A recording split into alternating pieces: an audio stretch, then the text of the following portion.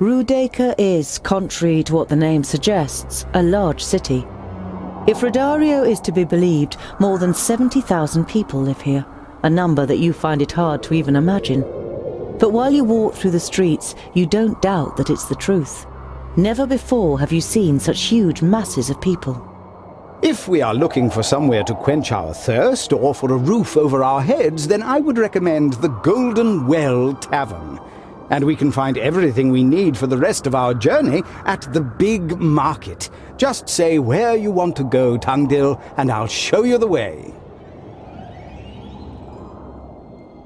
The Big Market at the city's south gate certainly lives up to its name. You have never seen a market on such a scale. Stands, large and small, as far as the eye can see. Everything you could possibly need can be found here, as well as plenty of things that seem to have no use at all.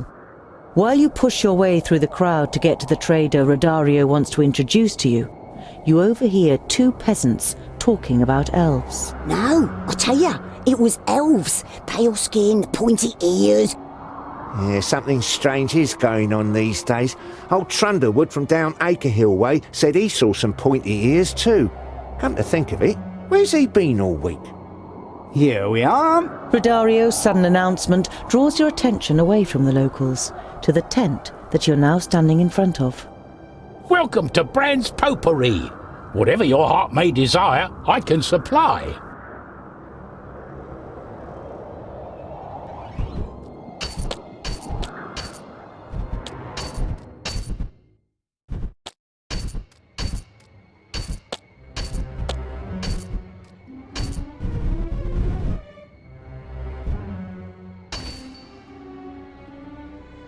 You follow Rodario through the lively streets until he reaches a run-down two-story building. You hope that this dump isn't the tavern that Rodario recommends.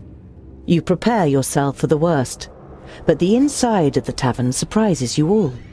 The walls are clad with dark, finely ornamented wood. The floor is clean, the tables are weighed down with good food, and a hot fire is burning in the fireplace. One should never judge a book by its cover. The guests look you over, full of curiosity, and many nod a greeting. The haggard woman behind the bar greets you loudly. Rodario, you old rogue! What are you doing here? And you've got dwarves with you! I don't see one my whole life and then several come along in the same month. We are on an important mission, Madame Flori, and could do with a place to stay the night. Rodario introduces you and negotiates a good price for a few beds and a night's lodgings. Sorry for asking, but you said you'd seen some other dwarves recently. You're thinking of Gandagar's group and wonder whether they might have reached the kingdom of the Fifthlings already. Yes, a nice bloke from the west. Paid for his room for a month in advance and then disappeared. Travelling lights. The landlady's expression darkens. That was 3 weeks ago. If he doesn't come back soon, I'll have to release the room. You give Namora a sign and sneak onto the first floor. The half-elf appears moments later. To your surprise, she has Balandis with her, who must have caught something of what was said. I want to know who the dwarf who is sneaking around here is. Perhaps he belongs to Gandagar's group. After apologizing to various guests for intruding, you are left with just one untried door. Namora picks the lock and you enter the room unseen. The room is bigger than all the rooms in the tavern you have seen so far, and all just for one guest. There are maps, various pieces of notepaper, and 3 notebooks on the table. The notes are partly written in Dwarvish and partly in the language of humans. The 3 of you scan through them until Balandis draws your attention to a map on which the route from the kingdom of the Firstlings to the kingdom of the Fifthlings is marked. What would make a firstling travel to the perished land, or even to the kingdom of the Fifthlings? You believe you've found an explanation. Here, this letter. I have found a way, but I don't know if I will return safely with Star Slasher. That's why I leave to you, dear Barris, my notes, may you, and so on. Star Slasher? You have come across this name in the notes a few times already, but you just shrug your shoulders and throw the letter back onto the table in disappointment. You had hoped to have found out some news on the whereabouts of the other group. A sword. Apparently it was given to Giselbert I by a caravan travelling from the other lands. It seems we're dealing with a treasure hunter.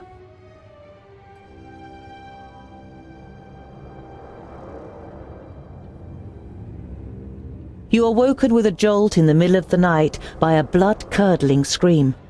You look around in panic and see that the others have been woken too, but only Geralda has beads of sweat on her brow. She's breathing heavily. Concerned, you go over to her. I can remember. The Alfar. They are doing experiments on the children of the Smith. We have to save them. Alpha? Experiments? What are you talking about? I can remember everything. Or at least some of it. I know that I was taken prisoner by the Alfar, along with other dwarfs. They experimented on us and I somehow escaped. Where was this exactly? They are here, nearby. It was a village, I think. An Alfar village in Tavern? Doesn't sound very likely. Bhavragar, if the Alpha are experimenting on dwarves, we can't just ignore it. We have to free the prisoners. We can't save the world if we ignore the suffering right in front of our eyes. We will help Geralda. Boandal and the others accept your decision. Geralda nods at you gratefully.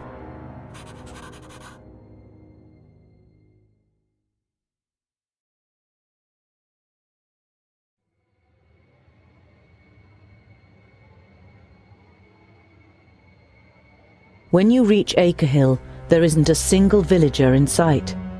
An uneasy feeling creeps over you, which finally turns into certainty when you see red paintings on the walls of the houses. Alpha.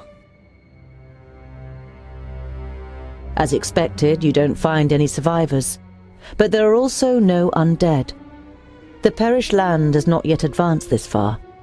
You discover some footprints on the northern edge of the village. It was orcs. Looks as though they waited here while the point ears wreaked havoc in the village. It seems like they moved on towards the north. The pictures, painted in blood, tell the horrifying story of how the Alfar came to the village and killed the inhabitants. You also find a few elaborately carved bones, some larger ones, like those of humans, some smaller and stronger, like those of dwarves. When you reach the other end of the village, disgust is written in the faces of your companions. None of you says a word. You gather all the bones you can find together and burn them. You wash over the paintings with water from the well. You weren't able to prevent this gruesome incident, but you don't want to leave a single trace of it behind.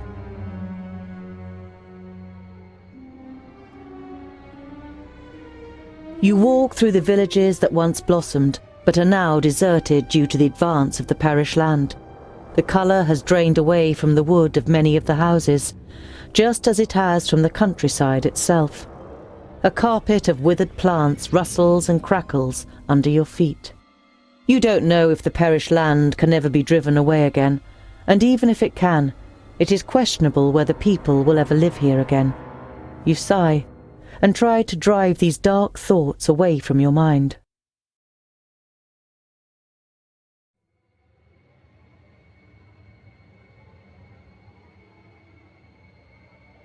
Ooh, do you smell that? Come! Oik oik! Without even waiting for you, Boindil runs over the hill and disappears behind it. You follow him, and as you reach the brow, you see a very strange scene before you. I told you you shouldn't touch them. But I was hungry! Huh? Go!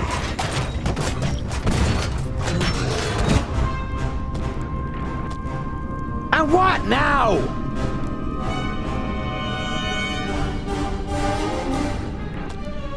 What do you need? Makes sense. Sure. Makes sense. That was good training.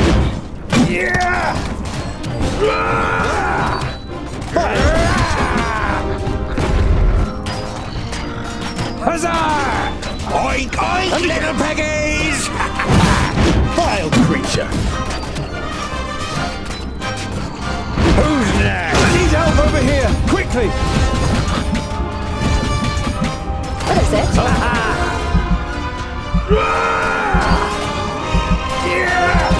And what now? I was expecting more of a battle. Yes, yes!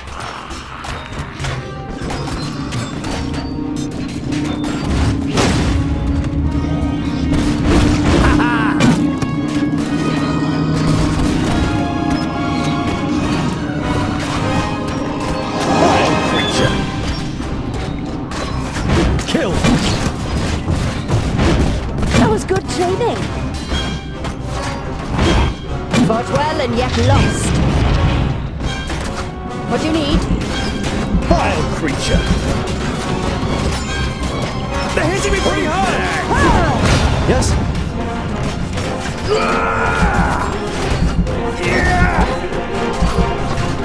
Huh? Come here, you! He hardly put up a fight! That was good training. Kill! Fought well and yet lost.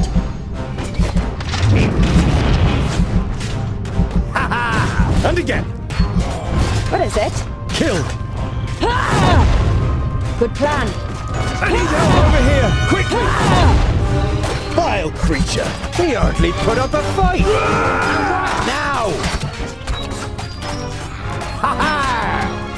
Kill! I'm with you! I was expecting more of a battle. Ha ha! Vile creature! Fought well and yet lost. And again! Yes?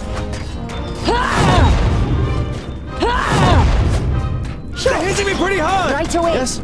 He hardly put up a fight! The chaotic battle between the orcs, the undead, and you comes to the best possible conclusion. No one else is standing but you. You decide to have a little look around.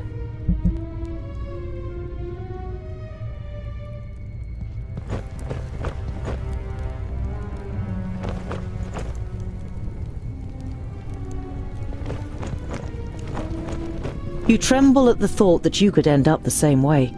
You hope that one of your companions would have sympathy with you if you were to die in the perished land.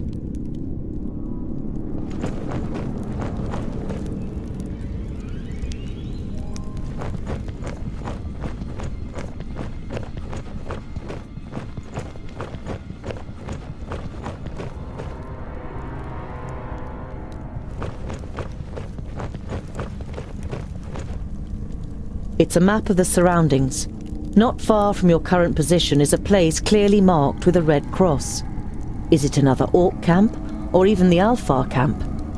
You mark the place on your own map.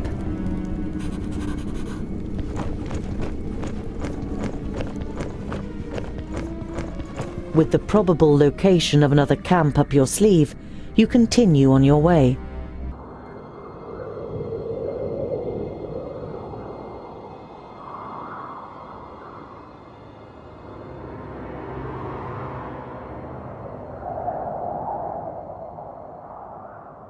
Geralda struggles to keep pace all day, and when you see her struggling, you give the order to set up camp for the night earlier than usual. Are you all right? The female dwarf looks ill, and as she's aware of the fact, she doesn't even try to make excuses. The potion! It's finished! I need more of it! She looks at you imploringly, as if you could help her. Over the next few days, Geralda's condition grows increasingly worse. She begins to shiver, and more than once you catch her muttering to herself and glancing at Andokai surreptitiously. The Mager claims she does not know what kind of potion it is and why Geralda might need it. You believe her, but you also notice that Andokai doesn't really seem interested in finding a solution to the problem either.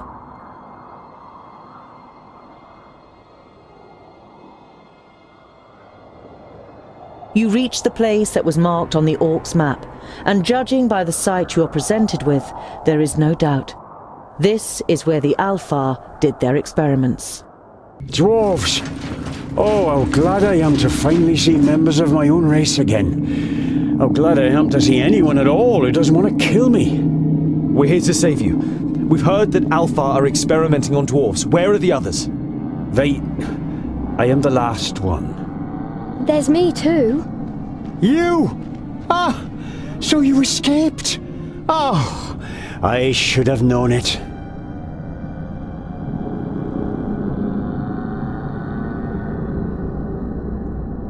You and Geralda, you know each other? She was already here when I arrived. The Alpha did experiments on her. They fed her with a tincture from this device, and then it was as if she was a doll. She had to follow their orders. They trained her in battle, and she could do Alpha magic. I swear it. But the last time, something was different. She fought against the orders of the Alpha, beheaded one of them in the end. She set me and the other prisoners free and ran away in the chaos. The Alpha recaptured all of us, apart from her.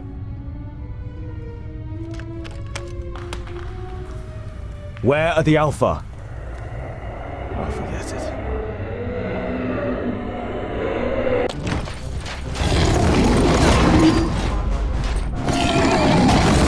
End it! Huh? Vile creature! Attack! Yeah! Huh? Who's next? Ha ha! Oink oink, little piggies! Yes? Good plan. Sure.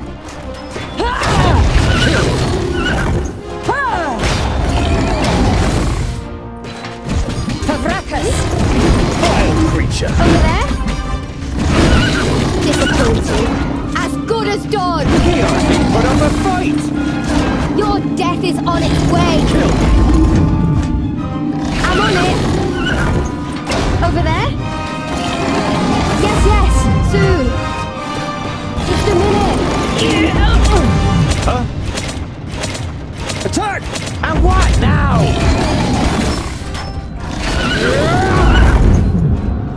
Yes!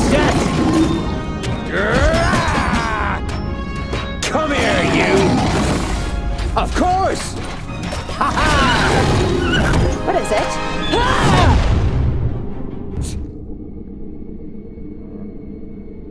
I was hoping never to see a single Shadowmare again after Greenglade. Good job, there was two of them then! Ha! Let's have a look around. Maybe there are more survivors, or we might find out something about the potion that Geralda needs.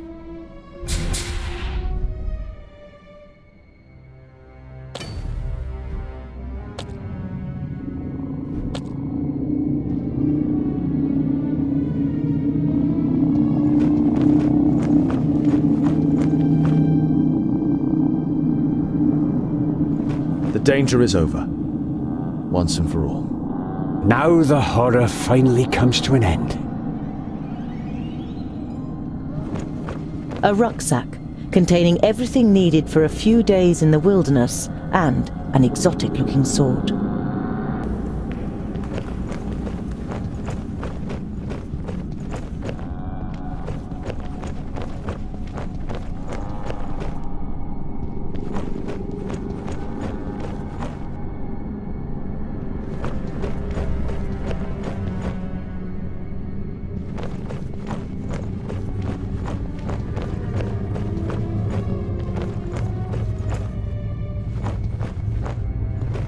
The elf has been beheaded.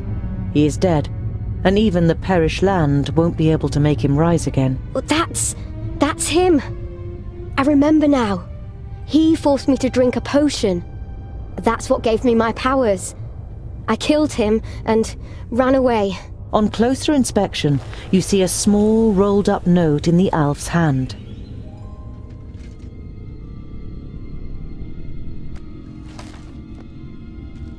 A recipe. If I had to guess, probably for Geralda's potion.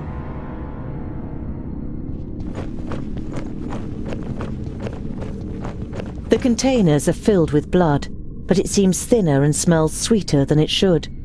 Presumably the Alfar have done something with it, either for their potions or to use it as paint. You have no idea what to do with the various devices and ingredients, but it should be easy for Andakai, as an experienced mager and alchemist, to brew Geralda's potion. You don't wish to spend the night amongst the dead, so you set up camp a little way off. You decipher the recipe for Geralda's potion together with Andakai and Namora. All in all, the equipment and the process is not hard to understand, despite being a little strange. And the ingredients take some getting used to, even for me. This black water and elf blood, for example. Is this what gives Geralda her powers? Andakai nods. It gives her powers and makes her dangerous. What will she do if the potion runs out and she is driven to madness by thirst? She could force me to brew more and more of the potion for her and find a way to supply the elf blood that is needed for it. Andakai's gaze pierces you. I can mix a poison that looks just like her potion. She trusts you, Tungdil. If you give it to her, she will drink it, and we will remove an uncontrollable danger from Girdlegard.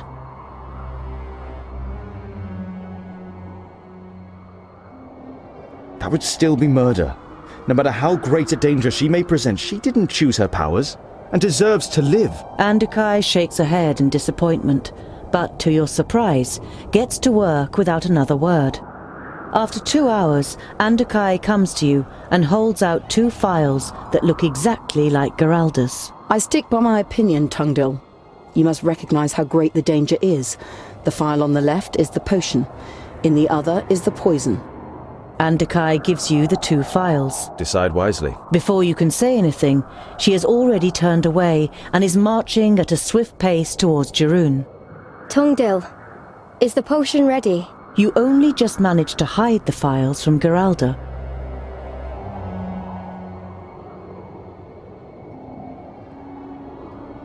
Yes, here is the potion.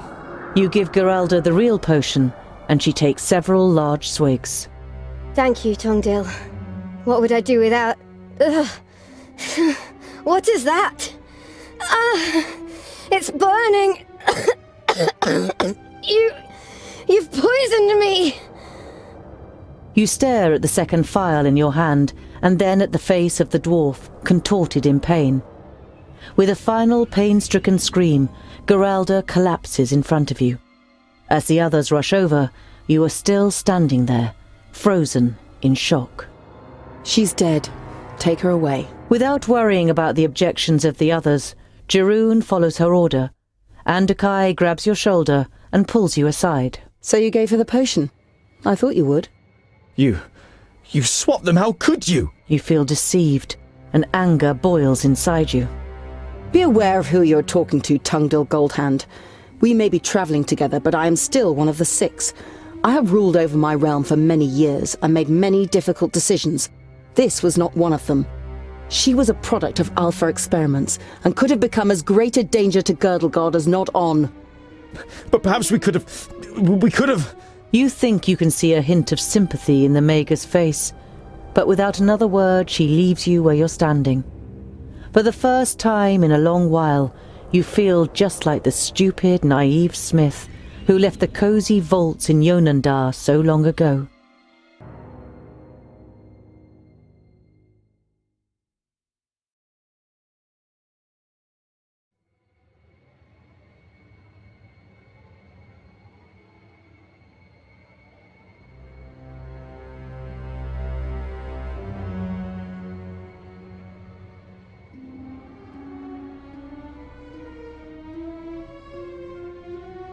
As night falls, you find yourselves on a hot mountain face covered in sharp crags.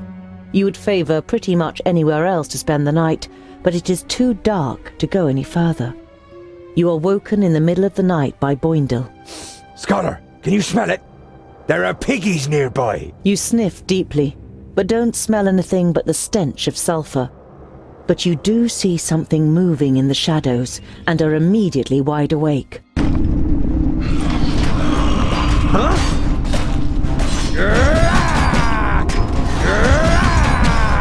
Oink, oink, little piggies! What do you mean? I was expecting more of a... They put up a fight! Makes sense. For the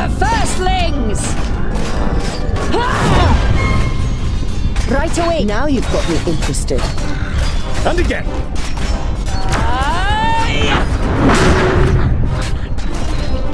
Huh? Now! Yes? Do you think that's smart? Just let him die over here? Sure. Vile creature! Makes sense. Kill! What is it? He hardly put up a fight. Hey, how about some help? I didn't even take off my gloves. Yeah! What is it?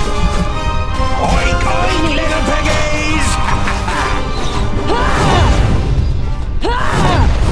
Hey, can someone help me? Hey! Huh? Yeah! Yeah! Oink, oink, little piggies! What is it? I need help over here, quickly. Good plan. They're hitting me pretty hard.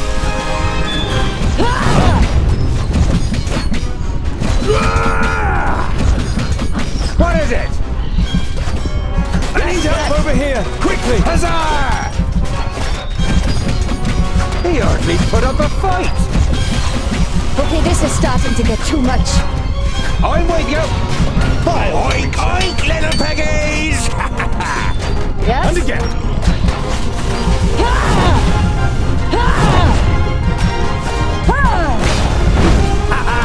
I'll be ready to see you. Yes, He hardly put up a fight. Yeah! on my way. Understood. Kill. End it. Yeah! Understood. After the battle, you finally have time to catch your breath. You check the others one by one to see how they are. Bhavragar seems out of it and is staggering with every step he takes. Bhavragar, are you all right? Agonizingly slowly, he turns to face you. Blood is flowing from his mouth and through his beard. I made a mistake. All strength slips from his body and he falls forward. An arrow is protruding from his back. Andikai, Bhavragar has been hit. You immediately rush towards him. Balandis, next to you, takes his hand. Too late. The arrow was poisoned. I could feel it. I hadn't planned to return to the kingdom of the secondlings, but I did at least want to complete my task to die in glory. You won't die, Bhavragar. Andikai, can't you? You turn to the Maga, but one look at her face robs you of all hope. She shakes her head imperceptibly. We are in the perished land, aren't we? Let me die. Then I can at least complete my task. My defiance will be stronger than the urge to do evil. Before you can object, Boindil lays a hand on your shoulder. You know yourself how stubborn we are, Scholar. We should grant him his wish. If he turns on us, then I will take care of him myself. You've heard about dead dwarves on expeditions in the perished land defying the bloodlust for many days. But you want to find a better way. Bhavragar's breathing is becoming shallower, until it finally stops completely.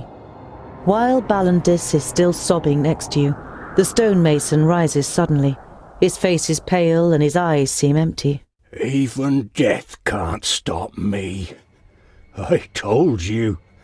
My defiance is stronger. None of you really know what to say, and finally Bhavragar compels you to continue your journey. You can see the inner conflict in the stonemason's face, and you don't know how long he can resist it. You continue on your way with an uneasy feeling.